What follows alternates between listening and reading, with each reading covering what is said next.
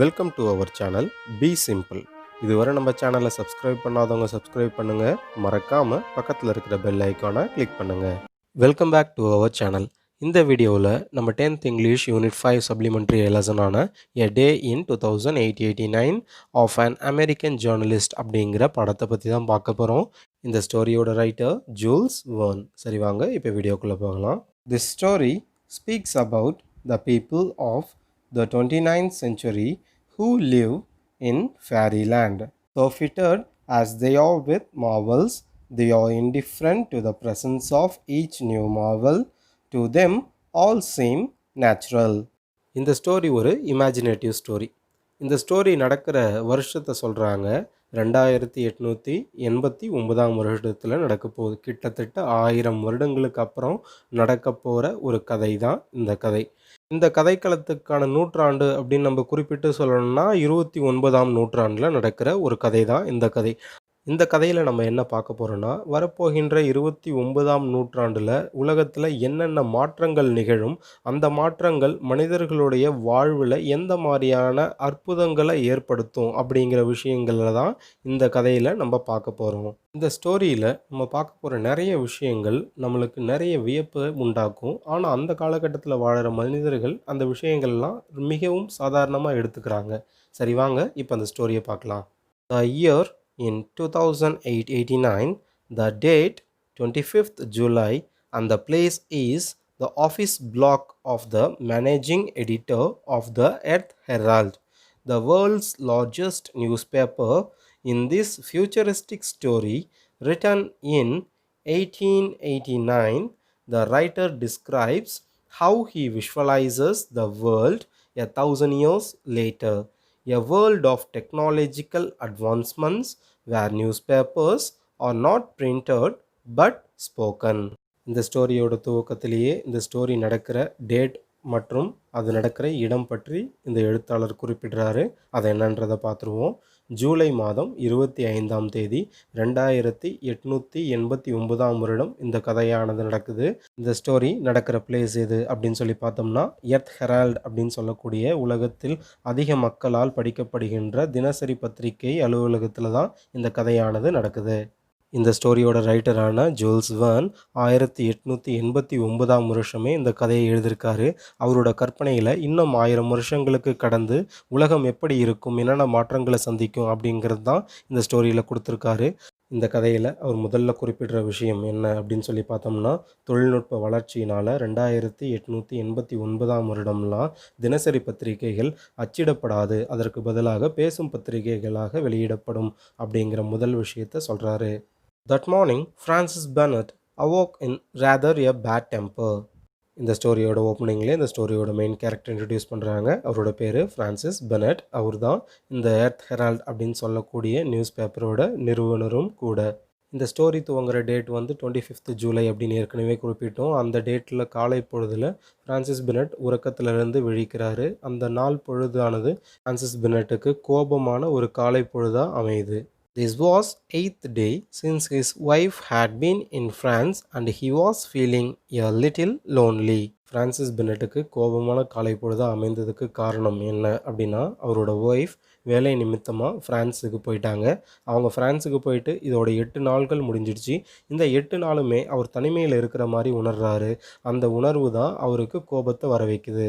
As soon as he awoke, Francis Bennett switched on his phonotelephone, whose wires led to the house he owned in the Champs-Élysées. அன்னைக்கு காலையில் எழுந்த உடனே Francis Bennett ஃபோனோடெலிஃபோட்டை இயக்குனார். அதோட உயர்கள் Sam's எலிசேவில் உள்ள அவரோட இல்லம் வரை நீண்டிருந்தது. ஃபோனோடெலிஃபோட் அப்படின்னா இப்போ நம்ம யூஸ் பண்ணுற வீடியோ கால்ஸ் மாதிரி. இது வந்து 1000 இயர்ஸ்க்கு முன்னாடி இந்த ரைட்டரோட இமேஜினேஷனில் அவர் குறிப்பிடுற வீடியோ கால் தான் இதில் ஃபோனோடெலிஃபோட்டே அப்படின்னு சொல்கிறாங்க. சாம்ஸ் எலிசே அப்படிங்கிறது பிரான்ஸ் நாட்டின் தலைநகரான பாரிஸில் இருக்கக்கூடிய ஒரு நகரம். சாம்ஸ் எலிசே அப்படிங்கிற நகரத்தின் ஒரு பகுதியை தான் மேலே இருக்கிற ஃபோட்டோவில் நீங்கள் பார்க்குறீங்க. இந்த நகரத்தில் தான் நம்ம ஸ்டோரியோட மெயின் கேரக்டரான ஃப்ரான்சிஸ் பெனட் அவரோட வீடு இருக்குது. The telephone completed by the telephote is another of our time's conquest, though the transmission of speech by the electric current was already very old. It was only since yesterday that vision could also be transmitted. நம்மளுடைய வாய்ஸை electric வேவ்ஸாக convert பண்ணி telephone மூலயமா மற்றவங்க கிட்ட நம்ம communication பண்ணிகிட்டு இருந்தோம். ஆனால் டெக்னாலஜி டெவலப்மெண்ட்னால இப்போ நம்மளோட கம்யூனிகேஷனை ஃபேஸ் டு ஃபேஸ் நம்ம பார்த்து பேசுகிற மாதிரி தொழில்நுட்பங்கள்லாம் உருவாகிடுச்சு. அதை தான் வீடியோ கால்ஸ் அப்படின்னு நம்ம குறிப்பிடுறோம். A valuable discovery, and Francis Bennett was by no means the only one to bless its inventor when, in spite of the enormous distance between them, he saw his wife appear in the telephotic mirror. Francis, dear Francis. His name, spoken by that sweet voice, gave a happier turn to Francis Bennett's mood. ஃபோனோடெலிஃபோட் அப்படிங்கிற இந்த தொழில்நுட்பத்தை கண்டுபிடிச்சவங்கள கண்டிப்பாக Francis Bennett பாராட்டுவார். ஏன்னா தொலைவில் இருக்கிற அவரோட மனைவியை நேருக்கு நேர் அவரால் பார்த்து பேச முடிஞ்சுது அப்படின்னா அதுக்கு காரணம் இந்த ஃபோனோடெலிஃபோட் அப்படிங்கிற இந்த தொழில்நுட்பம் தான். இந்த தொழில்நுட்பத்தை பயன்படுத்துறது மூலமாக ஃப்ரான்சிஸ், டியர் ஃப்ரான்சிஸ் என்கிற இனிமையான குரலை ஃப்ரான்சிஸ் கேட்குறாரு. அந்த குரல் யாரோடையதுன்னா ஃப்ரான்சிஸோட ஒய்ஃபோட குரல் தான். அந்த குரலை கேட்ட உடனே கோபமான மனநிலையிலிருந்து மகிழ்ச்சியான மனநிலைக்கு ஃப்ரான்சிஸ் பெனட் மாறுறாரு. He quickly jumped out of the bed and went into his mechanized dressing room. அவருடைய மனைவியின் குரலை கேட்டவுடனே மகிழ்ச்சியில் ஃப்ரான்சிஸ் பெனட் அவரோட படுக்கையிலிருந்து எழுந்து இயந்திரத்தின் உதவியால் இயங்கும் துணிமாற்றும் அறைக்கு போகிறாரு. 2 minutes later, without needing the help of a valet, the machine deposited him washed, shaved, shod, dressed and buttoned from top to toe to the threshold of his office. The day's work was going to begin.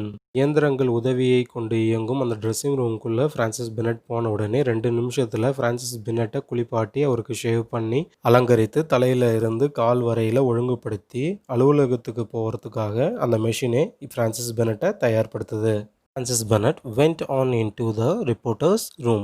His 1500 reporters, placed before an equal number of telephones, were passing on to subscribers the news which had come in during the night from the 4 quarters of the earth. In addition to his telephone, each reporter has in front of him a series of communicators which allow him to get into communication with this or that telephotic line. Thus, the subscribers have not only the story but the sight of these events. Francis Bennett தன்னோட Earth Herald அப்படின்னு சொல்லக்கூடிய அந்த news paper நிறுவனத்துக்கு போகிறாரு.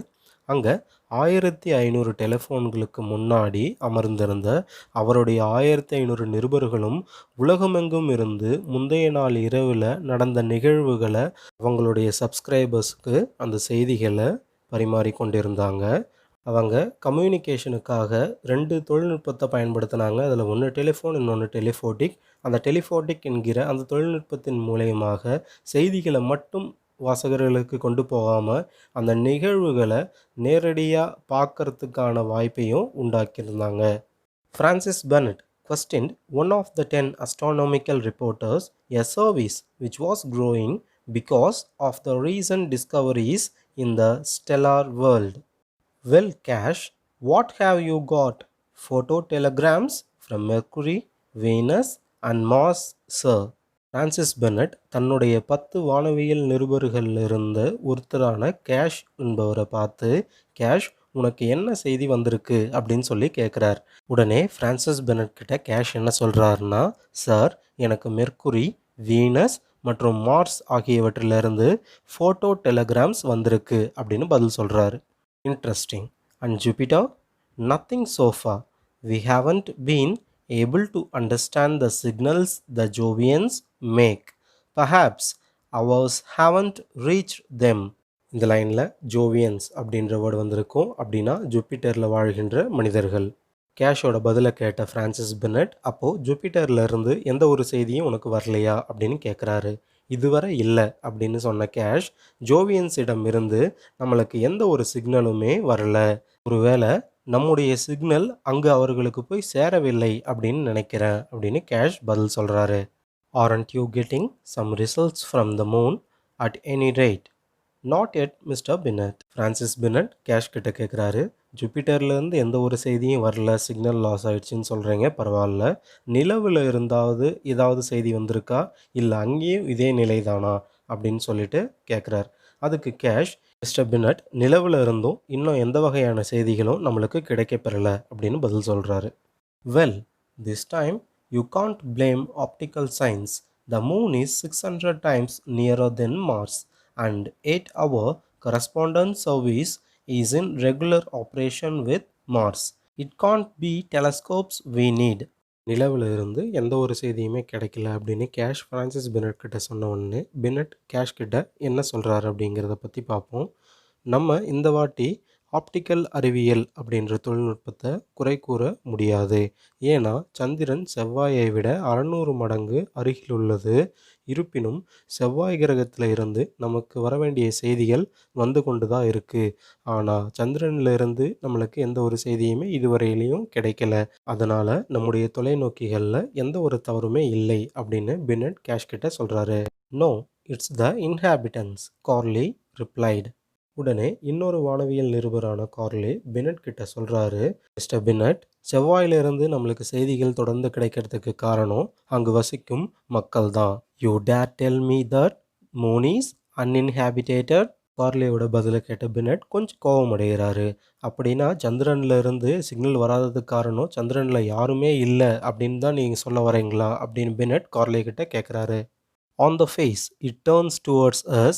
At any rate, Mr. Bennett, who know weather on the other side? ஆமாம், நம்ம நிலவோட ஒரு பகுதியை தான் பார்க்குறோம். அதன் மறுபக்கத்தில் என்ன இருக்கோ யாருக்கு தெரியும் அப்படின்னு கார்லே பெனட்டுக்கு பதில் சொல்கிறாரு. Well, there is a very simple method of finding out. அது மட்டும் இல்லை, நிலவின் மறுபக்கத்தில் என்ன நடக்குதுன்னு கண்டறியறதுக்கு ஒரு எளிமையான வழியும் இருக்குது அப்படின்னு கார்லே சொல்கிறாரு. And that is to turn the moon round. நிலவோட மறுபக்கம் என்ன இருக்குன்னு நம்ம தெரிஞ்சுக்கணும்னா நிலவை அப்படியே திருப்பி பார்த்தா தெரிஞ்சிரும் அப்படின்னு ஜோவியலாக கார்லே பெனட் கிட்ட பதில் சொல்கிறாரு. And that very day the scientist of the Bennett factory started working out some mechanical means of turning our satellite right round. பின்னட்டோட தொழிற்சாலையில் பணிபுரிகிற விஞ்ஞானிகளில் சில பேர் அவங்களுடைய சேட்டிலைட்டை இயந்திர முயற்சிகள் மூலயமா திருப்ப முயற்சி செய்கிறாங்க. On the whole, Francis Bennett had reason to be satisfied. One of the Earth Herald's astronomers had just determined the elements of the new planet Gandini. It is at a distance of 12 trillion 841 billion 348,284,623 meters and 7 decimeters that this planet describes its orbit around the sun in 572 years, 194 days, 12 hours, 43 minutes, 9.8 seconds. Francis Bennett was delighted with such precision. தத்தில் Francis பெனட்டுக்கு சந்தோஷம் என்ன அப்படின்னா, earth Herald அப்படிங்கிற அவரோட news paper கம்பெனியில் இருக்கிற ஒரு வானவியலாளர் கிராண்டினி அப்படிங்கிற ஒரு புது கிரகத்தை கண்டுபிடிச்சிருக்கார். அது பூமியிலிருந்து 12 ட்ரில்லியன் 841 பில்லியன் 348 மில்லியன் 284,623 மீட்டர்ஸ் மற்றும் 7 சென்டிமீட்டர் தொலைவில் இருந்து இது சூரியனை 572 வருடம் 194 நாட்கள் 12 மணி நேரம் 43 நிமிடம் மற்றும் 9.8 நொடிகளில் சுற்றி வருது அப்படிங்கிற விஷயத்தையும் துல்லியமாக கண்டுபிடிச்சிருந்தாங்க. அந்த வானவியலாளரின் துல்லியமான கண்டுபிடிப்பு பென்னட்டை கவர்ந்துச்சு. Good, he exclaimed. Hurry up and tell the reportage service about it. You know what a passion the public has for these astronomical questions. I am anxious for the news to appear in today's issue. இந்த புது பிளானட்டை அவரோட scientist கண்டுபிடிச்ச உடனே சந்தோஷத்தில் இருந்த Bennett இந்த செய்தியை உடனடியாக மக்களுக்கு கொண்டு போகணும் அவரோட நியூஸ் பேப்பர் மூலயமா அப்படின்னு அவர் விருப்பப்படுறாரு. அதனால் அவரோட பத்திரிகை நிருபர்களை கூப்பிட்டு அந்த செய்தியை நிருபர் சேவை மையத்துக்கு உடனே தெரிவிங்க அப்படின்னு சொல்கிறார். இது போன்ற வானவியல் புதிர்களை மக்கள் ஆர்வமுள்ளவர்களாக இருக்காங்க. எனவே இந்த பதிப்பு இன்றைய நாளிதழிலே வரணும் அப்படின்னு அவங்களுக்கு கட்டளையும் விடுறாரு. The next room, a broad gallery about a quarter of a mile long, was devoted to publicity, and it will may be imagined what the publicity of such a journals as the Earth Herald had to be. It brought in a daily average of $3 million. They are gigantic signs reflected on the clouds, so large that they can be seen all over a country. From that gallery, 1,000 projectors were unceasingly employed in sending to the clouds on which they were reproduced in color these inordinate advertisements. இந்த ஸ்டோரியில் வர்ற எல்லாமே நம்மளுக்கு வியப்பளிக்கக்கூடிய ஒரு விஷயமா தான் இருக்கும். இதெல்லாம் சாத்தியமா அப்படின்னு நம்ம நினைப்போம். இது எல்லாமே ஒரு இமேஜினேட்டிவ் ஸ்டோரி. இன்னும் பல ஆண்டுகளுக்கு பிறகு நடக்க போகிற விஷயமா இதெல்லாம் இருக்கும் அப்படின்னு இமேஜின் பண்ணி தான் இந்த ரைட்டர் எழுதியிருக்கார். அடுத்து நம்ம ஸ்டோரியில் பார்க்க போகிறது அந்த நியூஸ் பேப்பரோட அட்வர்டைஸ்மெண்ட்ஸ், அதாவது விளம்பரங்களை கொண்டு போய் சேர்க்கும் பகுதியை பற்றி தான் பார்க்க போகிறோம். ரிப்போர்ட்டர்ஸ் உட்காந்துக்கிட்டு இருக்கிற ரூமுக்கு அடுத்த ரூம் தான் இந்த அட்வர்டைஸ்மெண்ட்ஸுக்கான பிரத்யேக ரூம். அந்த ரூமோட நீளம் மட்டுமே 1/4 மைல் தூரம் இருக்கும் அப்படின்னு சொல்கிறாங்க. அது விளம்பரத்திற்காக ஒதுக்கப்பட்டிருந்தது. இதிலிருந்து எர்த் ஹெரால்டுக்கு எத்தனை விளம்பரங்கள் கிடைக்கும் என்று எளிதாக புரியும். இதன் வருமானம் சராசரியாக ஒரு நாளைக்கு $3 மில்லியன் ஆகும் அப்படின்னு சொல்கிறாங்க.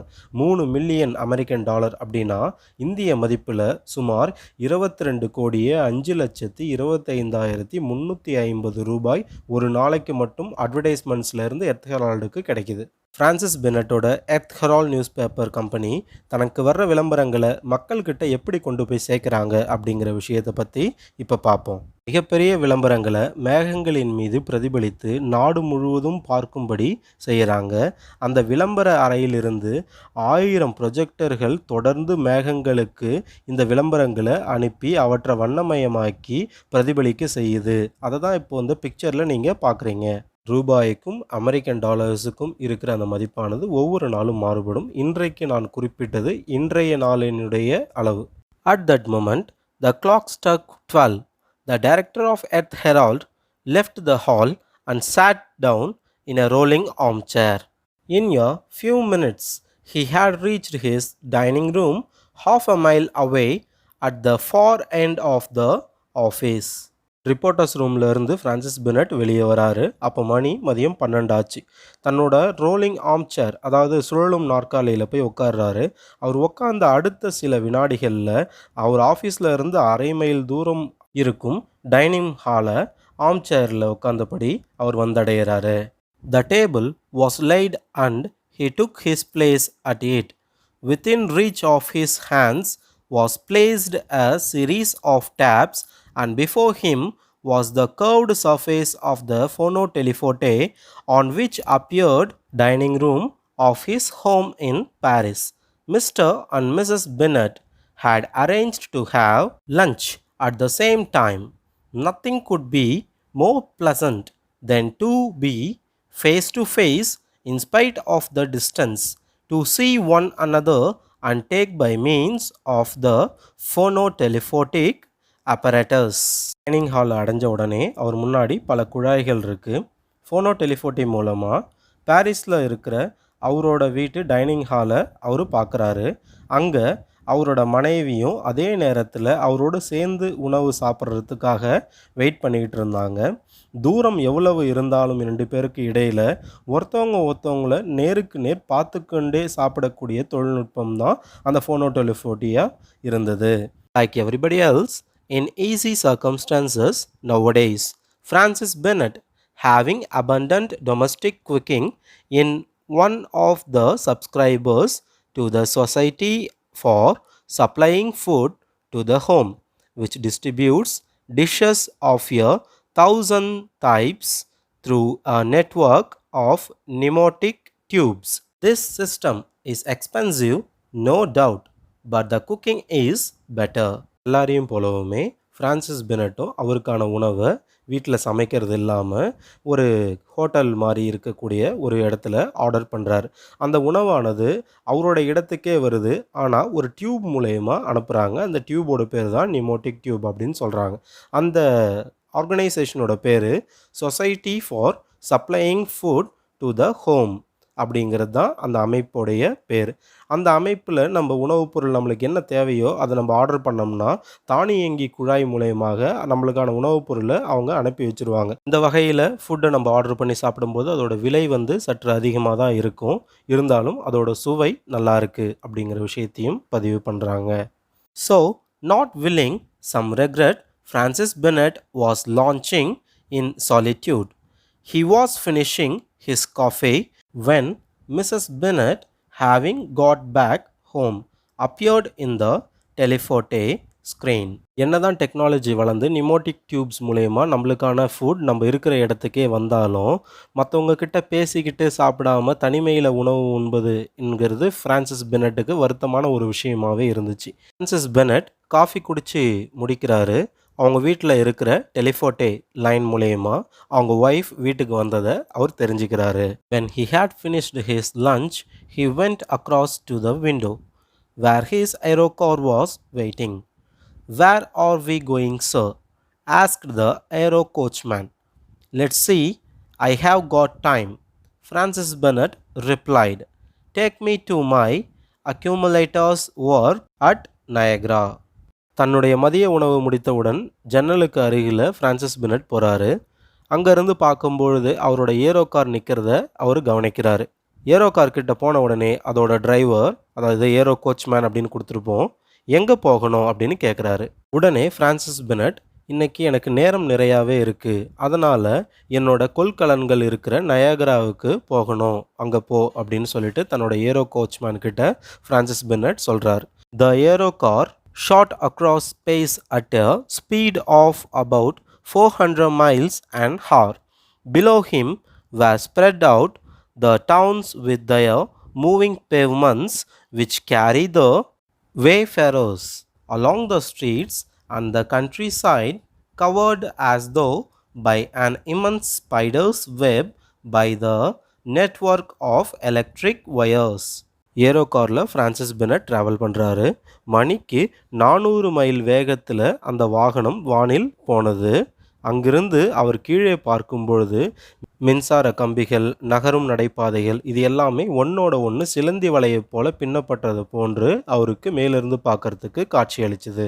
Within half an hour, Francis Bennett had reached his works at Niagara, where after using the force of the cataracts to produce energy, he sold or hired it out to the consumers.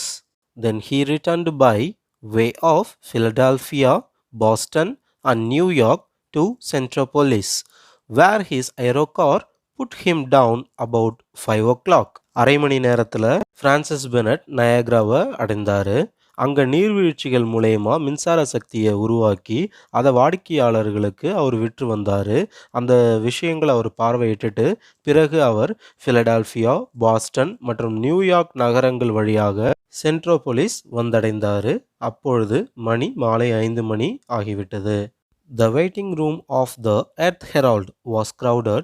A careful lookout was being kept for Francis Bennett to return for the day audience he gave to his petitioners. Among their different proposals, he had to make a choice, reject the bad ones, look into the doubtful ones, and welcome the good ones. Earth ஹெரால்டின் காத்திருப்போர் அறையானது கூட்டமாக இருந்தது. பார்வையாளர்கள் Francis பெனட்டை சந்திக்க காத்துக்கிட்டு இருந்தாங்க. அவர் தினமும் பார்வையாளர்களிடம் மனுக்களை பெற்றுக்கொள்வார்.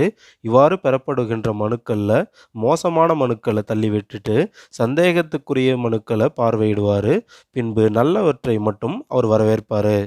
He soon got rid of those who had only useless or impracticable schemes. A few of the others received a better welcome, and foremost among them was a young man whose broad brow indicated a high degree of intelligence. தேவையில்லாதவற்றை ஒதுக்கிவிட்டு வரவேற்கப்பட வேண்டிய ஒன்றை ஒரு புத்திசாலி இளைஞன் ஒரு பெட்டிஷனாக Francis Bennett கிட்ட கொடுத்திருந்தான். Sir, he began. Though the number of elements used to be estimated at 75, it has now been reduced to 3, as no doubt you are aware. அந்த புத்திசாலி இளைஞன் ஃப்ரான்சிஸ் பெனட் கிட்ட பேச ஆரம்பிக்கிறான். ஐயா, மதிப்பீட்டின்படி இருந்த 75 தனிமங்களை இப்பொழுது 3ஆக குறைத்திருக்கின்றேன். இது உங்களுக்கு தெரியுமென்று நினைக்கிறேன் அப்படின்னு பிரான்சிஸ் பெனட் கிட்ட அந்த புத்திசாலி இளைஞன் சொல்றான். Perfectly, Francis Bennett replied. Well, sir, I am on the point of reducing the 3 to 1. If I don't run out of money, I will have succeed in 3 weeks. And then, sir, I shall really have discovered the absolute. And the result of the discovery, it will be to make the creation of all forms of matter easy. Stone, wood, metal, fibrine. Are you saying you are going to be able to construct a human being? Complete. The one thing missing will be the soul. Francis Bennett assigned the young fellow to the scientific editorial department of his journal. அந்த புத்திசாலி இளைஞன் 75 தனிமங்களை 3 தனிமங்களாக குறைத்திருக்க அப்படின்னு Francis Bennett கிட்ட சொன்னதை கேட்ட உடனே Francis Bennett அந்த இளைஞனை பாராட்டுறாரு. அந்த புத்திசாலி இளைஞன் பிரான்சிஸ் பெனட் கிட்ட என்ன சொல்கிறாருன்னா, என்கிட்ட பணம் பற்றாக்குறையாக இருக்குது, என்கிட்ட பணம் மட்டும் இருந்ததுன்னா அந்த 3 தனிமங்களை ஒரு தனிமமாக நான் குறைச்சிருப்பேன் அப்படின்னு சொல்லிட்டு சொல்கிறாரு. அந்த இளைஞன் சொன்னதை கேட்ட பிரான்சிஸ் பெனட், சரி நான் உனக்கு உதவுனா உன்னால் அந்த விஷயங்களை செய்து முடிக்க முடியுமா அப்படின்னு கேட்குறாரு. கண்டிப்பாக என்னால் அந்த ஆராய்ச்சியில் கண்டுபிடிக்க முடியும் அப்படின்னு பதில் சொல்கிறாரு. அப்படியான ஆராய்ச்சியோட முடிவு என்ன அப்படின்னு பிரான்சிஸ் பெனட் அந்த இளைஞன்கிட்ட கேட்குறாரு. பிரான்சிஸ் பெனட்டோட கேள்விக்கு அந்த இளைஞன் பதில் சொல்கிறாரு. அனைத்தையும் உருவாக்க ஒரே ஒரு பொருள் போரும், அதாவது கல், மரம், உலோகம், இழை என அனைத்தையும் உருவாக்குவதற்கு.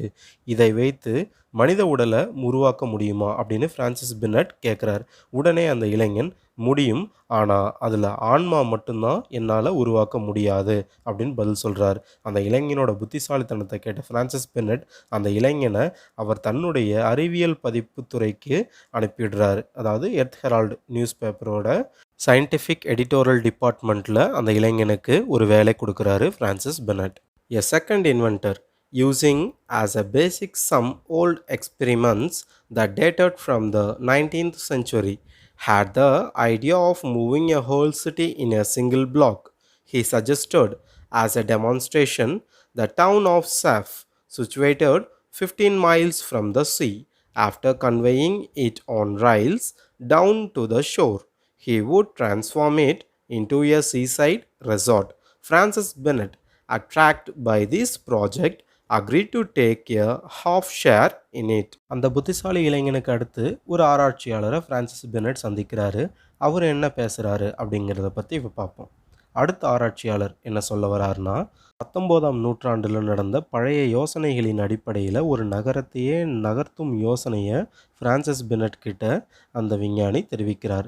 அதன்படி கடலில் இருந்து 15 மைல் தொலைவில் உள்ள நகரத்தை கடற்கரைக்கு அருகே தண்டவாளங்களின் உதவிகளால் நகர்த்தி சென்று அதை ஒரு கடலோர பொழுதுபோக்கு இடமாக மாற்ற திட்டமிட்டுள்ளதாகவும் அவர் தெரிவிக்கிறார். அவரோட யோசனையை கேட்ட பிரான்சிஸ் பெனட், உங்களோட யோசனை எனக்கு ரொம்ப பிடிச்சிருக்கு, நீங்கள் அந்த நகரத்தை உருவாக்குங்க, அதில் பாதி செலவு என்னுடைய செலவாக இருக்கும், நான் ஏற்றுக்கிறேன் அப்படின்னு பிரான்சிஸ் பெனட் அந்த ஆராய்ச்சியாளருக்கு உதவி செய்கிறாரு. The proposals heard and dealt with, Francis Bennett went to stretch himself out in an easy chair in the audition room. Then, pressing a button, he was put into communication with the central concrete.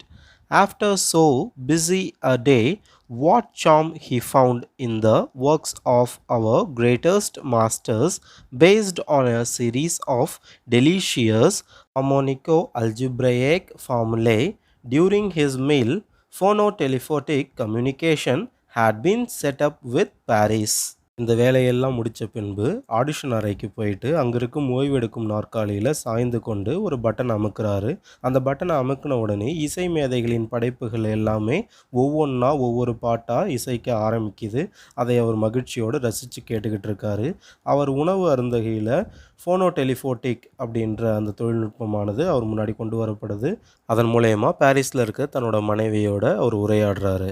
When do you expect to get back to Centropolis, dear Edith? asked Francis Bennett.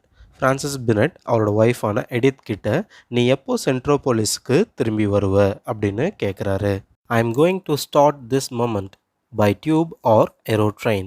By tube, then you will be here at 11:59 this evening. Paris time? No.